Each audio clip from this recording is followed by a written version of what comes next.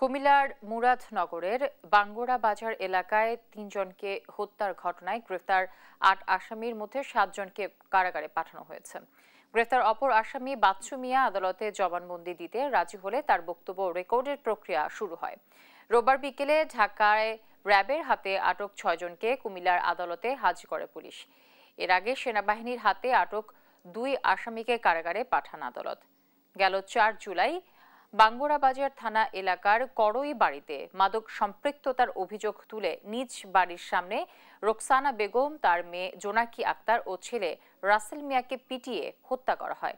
এ ঘটনায় রোকসানার মেয়ে রিক্তা বাদী হয়ে ৩৮ জনের নাম উল্লেখ সহ অজ্ঞাত আরও ২৫ জনের বিরুদ্ধে হত্যা মামলা করেন।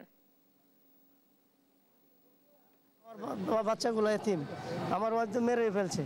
বাচ্চা আমার মেরে ফেললে কেউ যাতে মামলা নিয়ে লড়তে না পারে এই ব্যবস্থা করতে। ওরা যেভাবে নির্মমভাবে মারছে, আমি ওদের ফাঁসি চাই।